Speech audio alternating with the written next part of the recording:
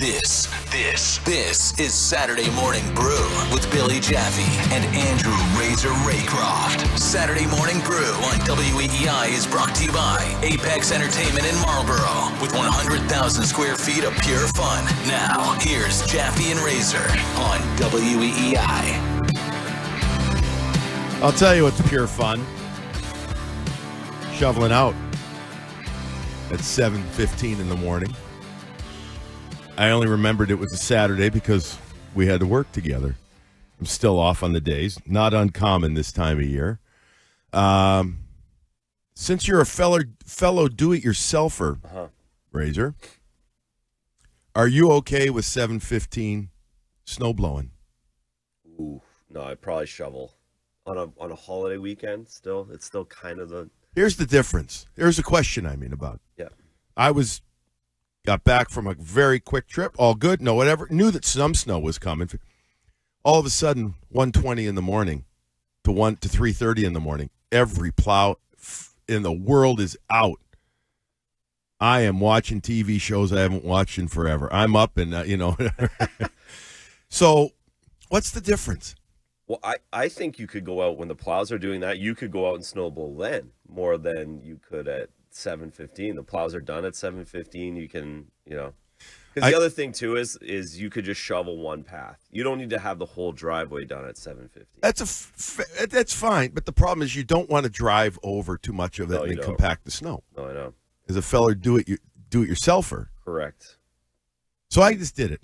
I knew that two of my neighbors weren't home. So there you go. And if you have that, then that's fine. If your two close neighbors don't mind and don't care, you can do whatever you want too. The third might. I don't know. The third doesn't matter. Third's got 4 kids. Oh, yeah. So they're up anyways. Yeah. Welcome to Saturday Morning Brew with Jaffe and Razor. Happy, healthy, Merry Christmas to everybody. I hope everybody had a very nice, a very safe, a very good couple of days. The NHL, per the CBA, is off from the 24th to the 26th every year. It's been a while now that we've done that. We're not into Christmas Day games like the NBA, and I hope they never go there. No. Whatever you celebrate, I don't care what it is. I don't want them to go there. Football's doing it too. It's good to have the time off. The guys are in an 82, next year an 84 game schedule. So these 3 days are bona fide. These are gold, Jerry, gold for everybody.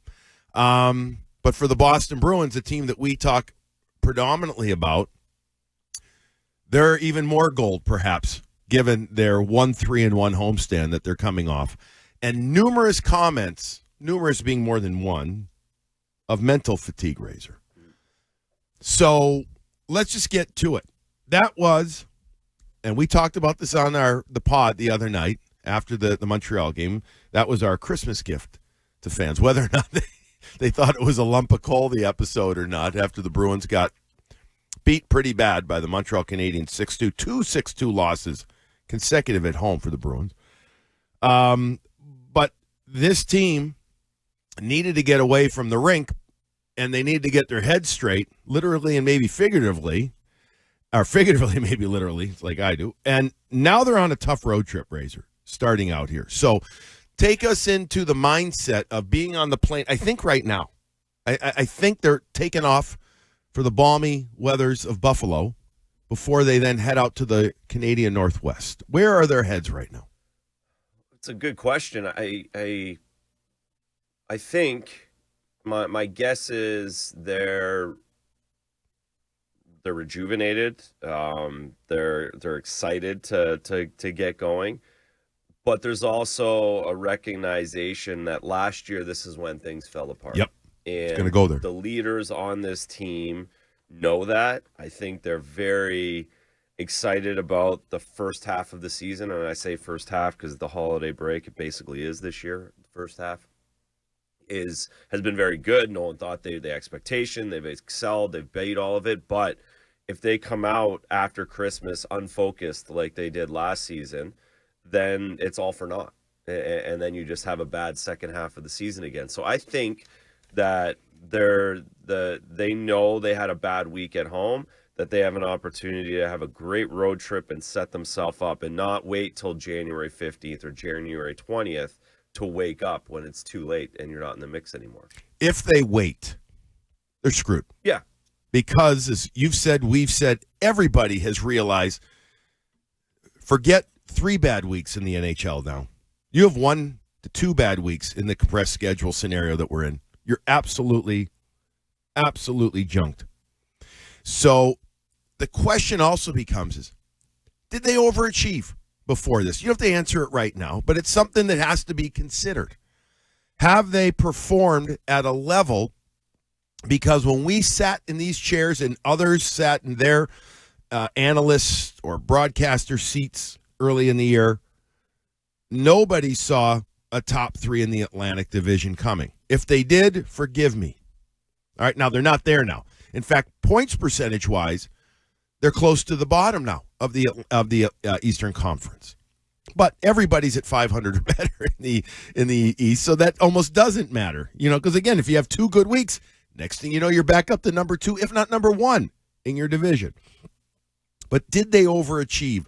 And has that set, when I say us, I mean the people that work around them, the fan base, et cetera, with unrealistic expectations, because we have forgotten that they were a team that was, I'm going to go back to the term grind fest, was going to have to grind fest it out. I still think they have to grind fest it out, and I think they've gotten away from that, Razor, and the question becomes, is that too hard of a way to have to play for an 82-game season? No, to the grind fest part, I think what's happened is they've made their game more complicated this past week, especially. I think they have to go back to simplifying. I think they can play an easier game. I think they've tried to make their game fancy and with more layers, and it cost them this week, especially at home. Especially the top 6. Would you agree? 100%. Yeah. There was not enough pucks in deep. There was not enough pucks in behind. And I think that caused a lot of offense for the other team and a lot of defensive zone time, especially for the top 6. So to the point of, I think they need to make things easier. They've actually made things hard on themselves the last little while. With the expectation part, I think, the top 3, no one also thought that it would be Detroit, Montreal, Tampa, and everyone would be close. And just the way this is set up, I don't think anyone predicted, but I still don't think the Bruins being in the top 3 was, like you said, no one ever thought that. I think if you play out what their record is now at +3 NHL 500, if you doubled that and got them to 88 points, 90 points, that was kind of the ceiling that some people had prediction wise. But what's happened is the playoff numbers probably compressed, so that actually does keep you in the hunt. If you can pull off a 90-point season, you're going to be right in the mix to the end. And I think that isn't too much to ask. I really don't. I think they can do essentially what they've done on the first half in the second half. That might not be enough to get in the playoffs, but it's enough to kick around. So would that be a good thing to kick around? To me, it doesn't bother me now, given, especially, and I'm getting way ahead of ourselves here, given that they have 2 first-round picks next year. Because, look, quite honestly, if they were going to have 1 first-round pick and they were going to be caught in this malaise of mediocrities, I like to call that term that, then you're picking, I'm going to just say 15 instead of, if you're going to be bad, right? You're going to be sick, be sick. But the fact that they have the Toronto Maple Leafs pick as well was part of the Carlo deal. Yeah. And big if, because Toronto could turn it around with 2 or 3 good weeks. They could. I'm not sure yet. You see that, by the way, they hired a new assistant coach?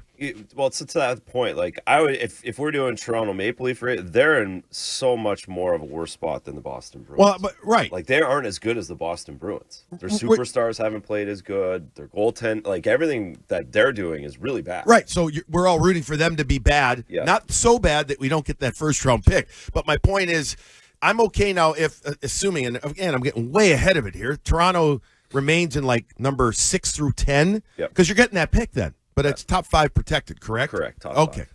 So be 6th. So then be 6th. Yeah. Right. Just get that. And then go ahead and try to make, when I say try to make the playoffs, do not do anything crazy.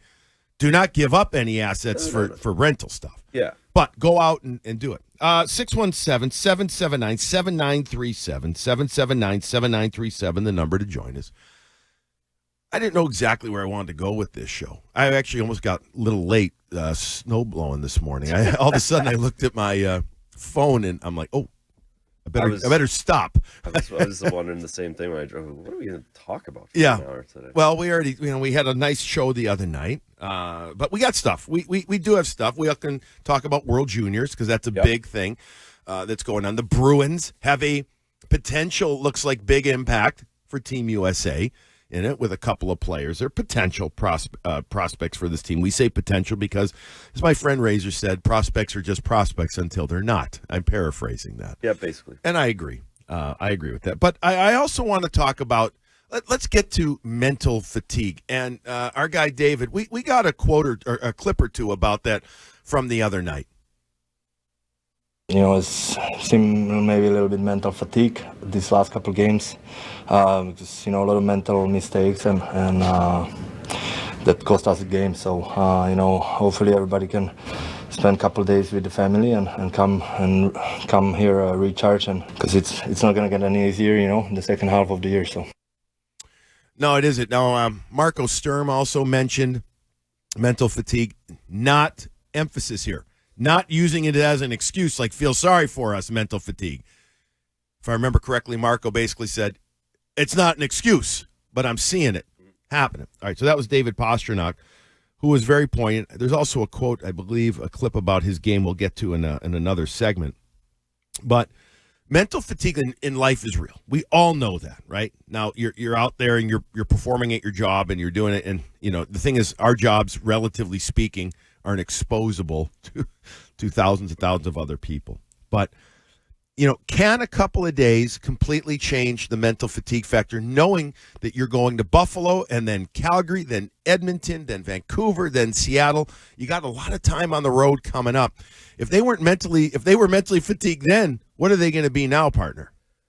Well, you can get the reset. I think they were setting themselves up for the reset with that kind of talk. Like, okay, this happened, we're tired, we get 3 days off, and we have no excuses when we come back because now we got 3 days off. I think they're setting that up. I think this trip is, and we talked about the 5 games at home before the holiday break, is full of distractions. This is going to be the opposite of that. You're flying away from the distractions 13 minutes ago, and you're just on your own. You can sleep in, you can do whatever you want to do for the next 10 days to win and focus on these games. So I think you can almost use this as a bit of a training camp type scenario where you're getting everyone together and you have to, you say mental fatigue before to come out of it with mental clarity and be very ready and fresh. Now, physically, this is a long grind, but mentally, you do have to take those 3 days and be sharp right out of the gates. You're going against the Buffalo Sabres team tonight. That's been pretty darn good.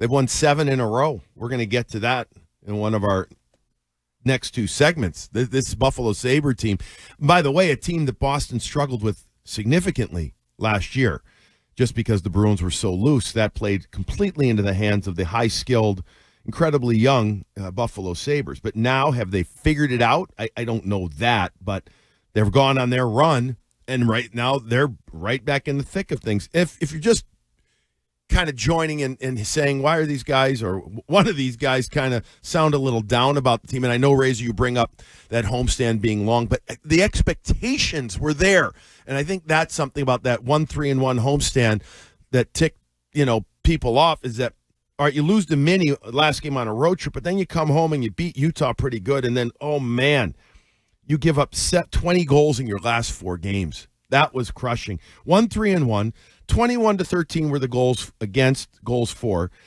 Their power play 5 for 20. Their penalty kill 7 power play goals against out of 23. We're going to get to the penalties because that's either a fatigue or a mental or both thing that it's just getting to be a bit too much of an issue. 617-779-7937. We will take some calls in our next segment. And again, we'll talk about the penalties. We'll talk about the top two lines too, Razor. They got to figure out a way. Do we stick with the same lines or do we see something different? They need a player or two back as well, I think, on the back end. We can get to all of that, but for now we're going to get to our guy who also had a little bit of a reset, I know, over the holiday season. David Azer's here. He's going to tell you what's trending now. Saturday Morning Brew on WEEI is brought to you by Apex Entertainment in Marlboro with 100,000 square feet of pure fun. Now, more of Jaffe and Razor on WEEI. All right, and thank you to Apex Entertainment for being part of our show. Let's go to the Apex most entertaining play or moment of the week. Apex Entertainment, 100,000 square feet of pure fun. Visit Apex in Marlboro. And they got some gift card options, too, that are still, I think, available. Or if they're not, sorry, just go there and have fun. What do you think? Montreal game had some excitement until the third period when you wanted to talk about the ultimate lump of coal. How about the fights? We had some good fights. I mean, right off the hop, the Janot fight. Oh, guy's an animal. No, that was by far the most exciting. And both of these games, the rivalry. We've talked about how tough the Bruins are when it comes to that, how deep they are. Montreal's right there with them, so it's just interesting that that rivalry has now become very physical again too, like it was maybe in the late 2000s and the early 2010s. And we've got it in both Saturday night games. I know it wasn't Saturday, but that felt like a Saturday on Tuesday. Did. Yeah. And gave us a pretty good jolt and really set the tone for a great game through two periods. Third period fell off the wheels. Yeah, that stunk. Penalty minutes and time shorthanded don't mean a tough team at all. Okay? No. And the Bruins, lead the league with shorthanded time on ice, 239 minutes, time shorthanded at 144. They've given up 30 goals against when they've been shorthanded. I mean, they lead all these are bad categories to lead in. They're bad, especially if your penalty kill isn't good. How's that for really hard-hitting analysis? Because it isn't like in the past. The Bruins have been top 5 in time shorthanded. You go back to the all-everything year, regular season, a couple of years ago. They led the league again, but their penalty kill was at 80-something%. So there's a whole different thing. But with all that said, you bring up Montreal and Boston, tough teams. Are they the two toughest teams? I'm going through my head now. We still haven't seen every team live yet. The Dallas Stars are second in the NHL in shorthanded time on ice. Not time shorthanded, but they're right there along with the Blackhawks, the Predators, the Montreal Canadiens. I think Montreal is tied for third for time shorthanded. I'm going through my head. Who else would be considered one of the toughest teams in the league? And I guess tough meaning willingness to drop the mitts and to go, but also having that ability to say, as a player, I don't, I got to watch myself, so to speak, in this game. Otherwise, if I run around, this guy's going to have to go fight my tough guy. And my tough guy might be a little pissed off at me. Is there another team out there besides Montreal and Boston? I mean, Ottawa maybe that's just mental tough against the Bruins. They have their number, buddy. At least I'll say it. They got their number, and they know it. Yeah. Ottawa Senators know that right now they're in the Bruins' head. Yeah, and they have, and they've done it for a while. They smoked them this year. The 7-2, 6-2. There's really no way around it. The way they play and their power play, for whatever reason, what their power play does gives the Bruins fits as well. Because even when they've had a good kill the last couple of years at different times, but this season especially, they've had a good kill into that 7-2 game, and they gave up 4 power play goals up in Ottawa at that time of the year. It's interesting. Whatever their adjustments are, the Bruins have a hard time with it. And then Ottawa goes to play Buffalo, by the way, after that game, and they get beat. Yeah. Now, Buffalo's playing well, but Buffalo owns Ottawa the last 2 years. Go figure that. No, you can't. You can't. It's wild. So other, tough. I still think Florida. I know they're not healthy, but I still think Florida is incredibly tough, and they're playing better now. much better. They're inching their way, more than inching, kind of bounding their way up the standings again to where you say, oh boy, watch out. I don't know. I'm looking over teams, and we haven't seen all of them. We're gonna see at least live. We haven't seen Dallas yet. I mean, Dallas may have team toughness, but they've taken a ton of time shorthanded. But their penalty kill is pretty good, though. 83, I think it is. 83.5 to 82. Bruins not played the Philadelphia Flyers yet. They have not. I know. And Rick Tocchet's got them playing. Yeah, I can't really well. I haven't watched enough, but they're really playing well. Yeah. But no, there isn't anybody. The Canadians. It's the Bruins and the Canadians that have 2, 3, 4 heavyweight guys that'll fight. Get going. Each other. All right, let's take a couple of calls here. 617-779-7937. It's Saturday Morning Brew with Jaffe and Razor, and today we will start with Maria, who is up early. Shocker. I know that is not. You've probably been up since 4:30. You've probably shoveled at 4:30, like Razor said. That would be kind to do. No. I shoveled at 6:30. I had my coffee at 4:30 before I shoveled. Okay. So welcome back, guys. Hope the holiday was great for both of you. Thanks. And I just want to comment on the comments about fatigue. Nothing makes me bristle more than when I hear any professional athletes reference fatigue. We know, as fans, everyone is tired at this time of the year. Everyone in the league is likely tired because of the schedule. I understand that, but I don't want to hear it. Just acknowledge that you played like crap at home and move on and reset. It just really leaves not a great taste in my mouth when I hear that. All right, but with that said, Maria, if you're a person who doesn't play professional sports, whatever, you're at work and you're having a bad day and you don't do something, you tell somebody, I'm just so tired today, and you go home. Is that the same? You have the same feeling? You don't want to hear that too? I don't want to hear it. No. Okay. And I'm not a cold person. You guys know me. No, I know. Yeah. But there is, yes, we're all fatigued. But I myself, when I did work, did not use fatigue as a mentality or a rationale for not performing up to the standards that people might expect me to perform. Yeah, you got to play through it, right? You're just saying you want to get through it, and I'm not insinuating that you did. I'm just for dialogue, for question here. Just wanted to put that out there because I think Maria, I think they were saying as Marco Sturmer said, and this is no excuse.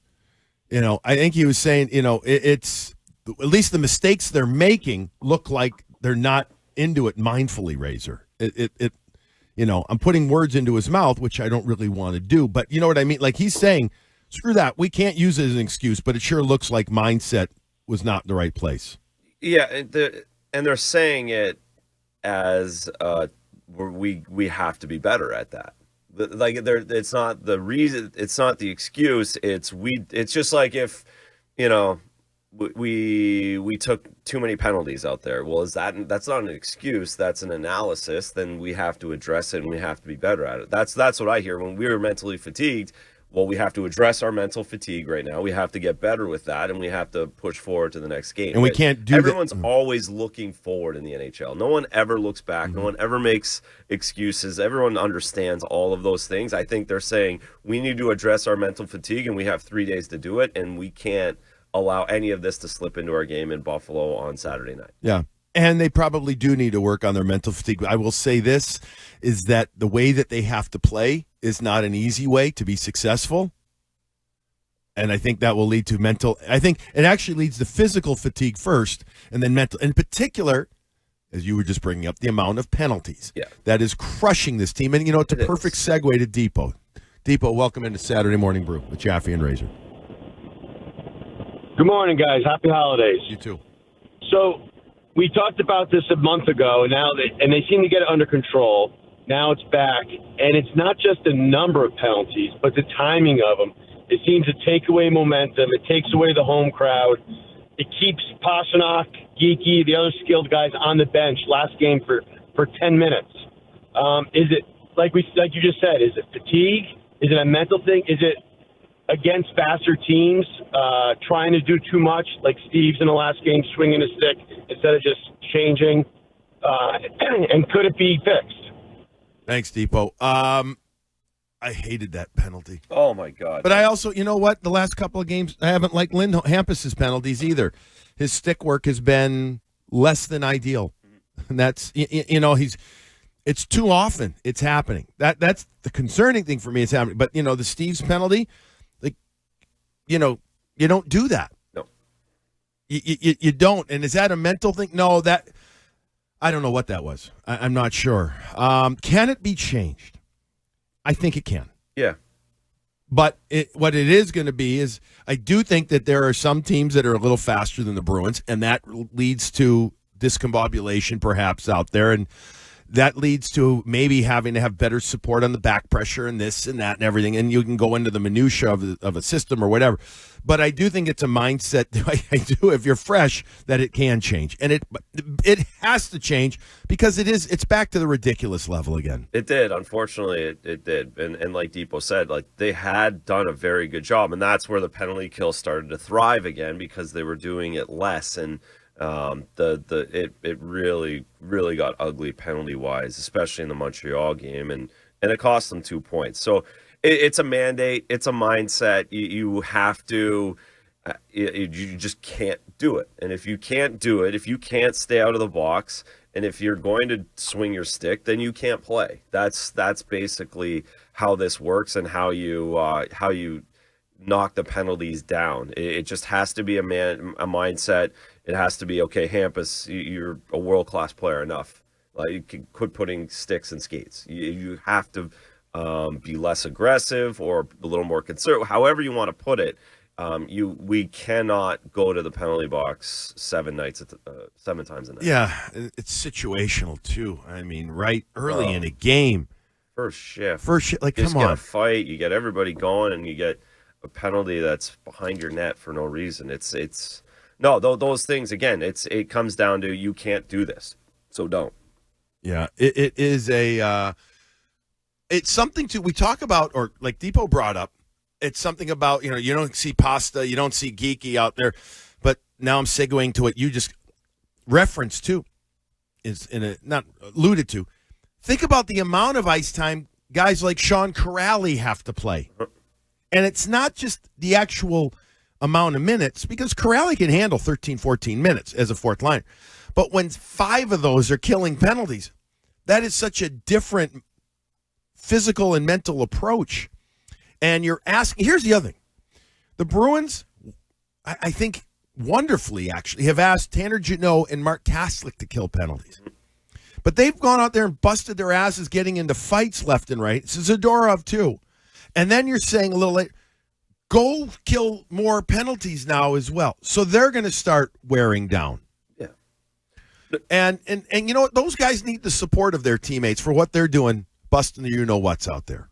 100%, and they just, you need to do it less. Like it just, if you just can't survive out there, and that's again, it goes back to the maybe they wouldn't have the mental fatigue they do if these guys didn't have to fight and kill penalties the entire night, 3 straight games in 4 days, and all. Like if you took out 10 of those penalties over the 3-game stretch, would everyone have been fresher and more mentally less fatigued? Mm-hmm. Probably. Yeah. So again, it's a byproduct of everything that's going wrong. It would, if I had a list of things that I would want the Bruins to fix over the past 10 days, the number one thing is taking penalties.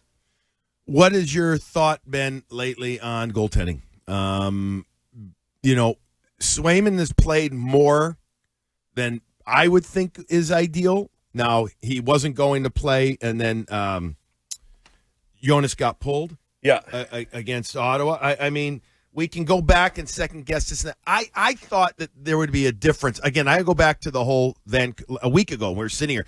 I thought Jonas was going to play on that Saturday game against Vancouver and not Swayman.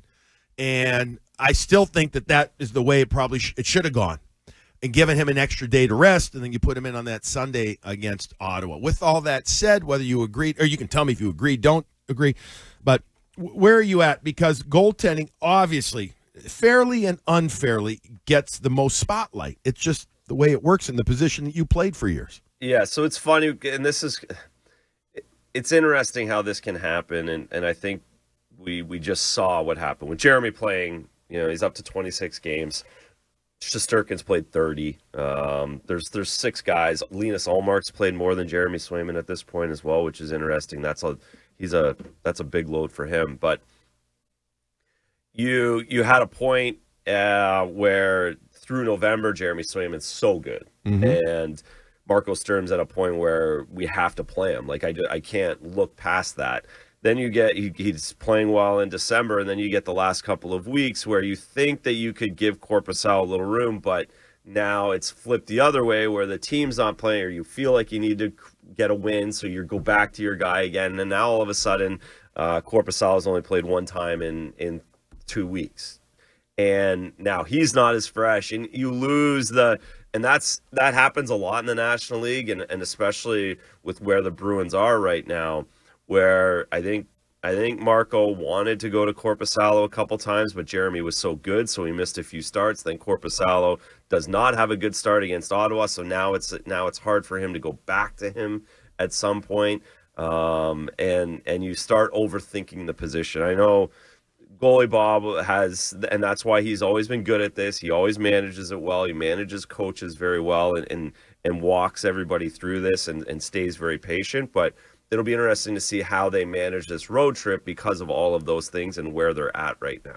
I'm going to ask you an unfair question, and I don't want to put you, so to speak, on the spot, because I'm asking you to put yourself into the head of somebody else about this. Not just from a technical aspect, but last year Jonas Korpisalo said at the end of the year wanted to play more games. How do you think he is right now? You've been in this situation both as a starter and then as a backup in your career. At 13 games started, 14 appearances. Where do you think he's at? Is he satisfied? I was thinking about this to myself last week, thinking, oof, I'm guessing he would like to have been in one of those games earlier. Just from a keeping rhythm type of thing. Do you think he's satisfied with the amount that he's gotten so far? Yeah, I think so. I think that because again, I think he would definitely understand and realize when Sway was going through November that's understandable. There's 1 or 2 starts in there that I didn't get. I think he, going through his game log, it was really the last game. Beyond that, it was a couple late goals, a couple unlucky situations where he didn't at least get 1 point in his games, but I thought he was playing pretty well. He was giving up the early ones, which hurt him 3 games in a row. Yeah. When he was in Ottawa and when he was in Anaheim, gave up early ones. He got beat in New York. And then 2 great games against Winnipeg and St. Louis, 2 huge wins.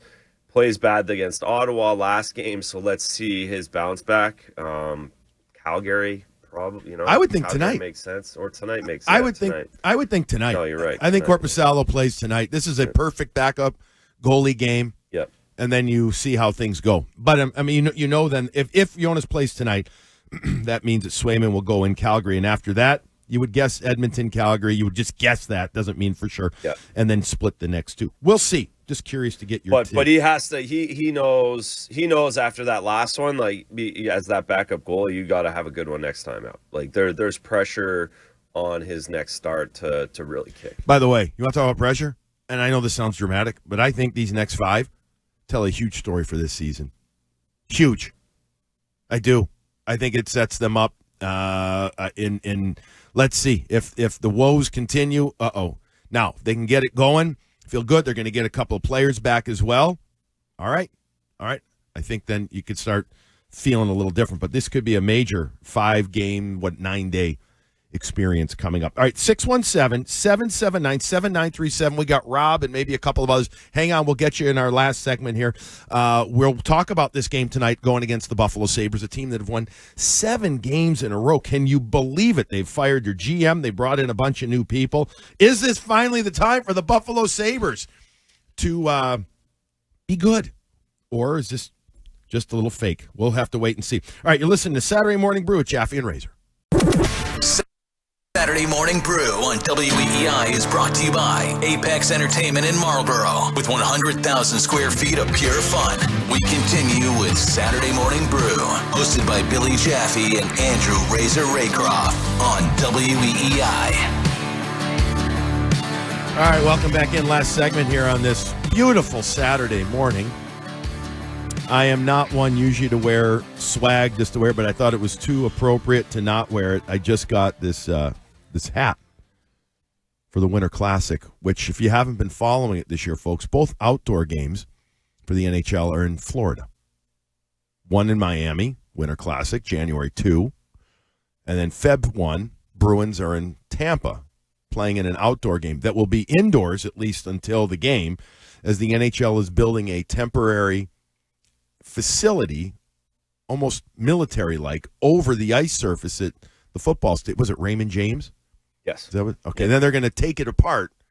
I don't know if it's the morning of the game or whatever, but I just thought, I got it the other day, and I'm like, oh, man, it's 60-something. I looked on my phone this morning. I was about to go shovel or snowblow, and it was like 60-something in Miami. I'm like, you know what? I'm going to put this on and think good thoughts. There you go. Head down to the warmth of Miami in a few days for that game. The Rangers taking on the Florida Panthers at Lone Depot Ball Field. I've never been, heard of. Then again, nobody goes to the Miami Marlins game. No, that's right. Let's take a call. Rob, one more call for the Hey, show. Good morning, fellas, How you doing? and happy holidays. You too. Hey, quick question for you. If they struggle during this road trip, do you think they could be a call-up to shake things up? I know there's waiver wire and everything else, but do you think they could call up DiPietro and try to move Korpisalo? And do you think Lysell and Patras might get a look? I know you guys have talked about it before. There's a lot of things that go with it, but if they struggle during this road trip, do you think you could see something like that happening? Thanks, Rob. I mean, there's always that possibility. Let's not forget, though, they have a gaggle of players that are out, especially defensemen, in no particular order. Jordan Harris, Henry Jokiharju, Jonathan Aspero. I think they're all three close to coming back. I think Aspero may be the closest. The other day, Arvidsson came back after missing some more time. He played. Let's see how, we have no idea. They're on the plane right now heading up to Buffalo. They're probably on their eggs about right now as part of pregame. Let's see if everybody's going. You never know this time of year. With all that said, Rob, I mean, could there be a call-up? Sure. But wasn't DiPietro, I think, hurt? Wasn't he dealing with a muscle strain the other day? I don't think he was playing for Prov, so I don't know where he's at. Regardless, the gist is, could there be call-ups? Why not? I mean, at this point. But again, you can only have so many players on the roster, and you got to deal with certain things too. Yeah, that's the big thing is the roster. The transactions, you can only have so many. You can only have so many people. I think, I don't think you're not really shaking anything up unless you're not calling Mikey DiPietro up until you've made a full decision on Jonas Korpisalo. So and again, we just talked about it. He had a bad start against Ottawa at home. That's last in our minds. But beyond that, he'd won 2 games in a row before that against Winnipeg, against St. Louis. You're not at that point yet. And then when it comes to the forwards, right now you have a lot of them. So I think it's still too early to do the call-up game. But because of all the players you have already that are just going to come back from injuries. Yeah, mostly defensemen. Again, Arvidsson, the one that came back up front. So wait and see. David Pastrnak talked about his game needing to be better. Mm-hmm. And it does. He does not have the same giddy-up that he had when he came off injury originally. Is that a physical thing? Is he waiting? And not waiting. Is he, maybe he really needs those 3 days of rest of doing nothing. We don't know if he's still battling something. No idea. But he also needs to be out there instead of galloping around for this real aggressive short amount of minutes, meaning because he's sitting on the bench for so long at time penalty kills, it's almost like they'll play him more, and therefore your body gets tired then instead of having that good pace of play, rest, on ice rest, etc. But they're not going to go, this team is not going to go anywhere if the top 6 doesn't pick it up, Razor. And you look at those top guys, and the last couple of games, the eye test for me, I won't speak for you, has been just, a couple of chances, but not dominant. The third and fourth lines have done their things a lot more. Maybe it's an easier way to play, meaning straightforward, but the top guys haven't. They have not been there for this team enough in the last couple of games. No, David hasn't been very good the last couple. Again, it's just obvious when he isn't, because he's still going to try and make plays. He's not changing his game. To your point, he's not simplifying his game. Superstars that David is, they don't simplify. So when they have a bad game, you're like, very noticeable, because usually he makes all of those plays and makes everybody better. When this team was going along really well, the Middlestat, Zacha, and Arvidsson line was very good. Yeah. I think Middlestat and Zacha have continued to be good, but that piece hasn't been there, whether it's been Steves or Usnadinov. Arvidsson was back last game. They haven't been able to really contribute as much as I think they like, but they get affected by the penalties more than anybody, actually, that second line. Because the Middlestats of the world, he gets smoked by these penalties. Yeah, he'll go 11, 12 minutes a game. Because you'll go penalty, then you go David and Geeky, and then they get to Middlestat. Or if they get a power play, he's on the second unit, Correct. So he gets 11 seconds. Correct. Yeah. And he's been good this year for what you want him to do, and we've talked so much about like him having a big year. Like, for the amount of time he actually gets on the ice, his points per 60 is very good. Yeah. And how he's contributed. So you need more of those guys to create offense and get secondary scoring. But again, you're in the box all the time. He gets affected more than anyone. But so again, it goes to penalties, but they have to. Of course, that top six has to be better, and that's why they got to the point where they were, because they've had a lot of depth scoring in that top six. Real quick, Buffalo Sabres, the team where this team needs to be better against. We're not good against them last year. Tage Thompson had a couple of hat tricks against them. They're getting goaltending finally, right? They've won 7 in a row coming into the break. They're feeling much better about themselves. They'll probably have a mammoth crowd in Buffalo tonight. They've beaten Edmonton and Vancouver, and then they beat Philadelphia, so they've beaten some good teams in this stretch. Is it more than just goaltending? It feels like they're starting to play like a bit of more of a structured game. Yeah, the moves they've got the wake up call, so now it'll be on them to the opposite of the Bruins, where you come out of the break with 7 wins in a row. You don't want to lose it, so it'll be interesting. It's a 4-point game, a 4-point game in the Eastern Conference again, right out of the gates here for the Bruins. 6:00 pregame, 7:00 faceoff on Nesson. It's the Boston Bruins in Buffalo, where they start a 5-game trip. They head in Buffalo, and then from there they head out to the Canadian Northwest, and they'll play 4 later night games there. All right. Thanks to everybody for joining. Sorry, Mark, we couldn't get to your call, but it's the way it works. Had to get off the air. We will be back with you next week. It's January, whatever the date will be. 3rd, I think. I don't know. David, thank you very much. Man behind the glass. Razor, great to see you. Happy, merry, healthy holidays. Merry Christmas to everybody. Now it's back to the NHL. Thanks for listening to Saturday Morning Brew with Jaffe and Razor.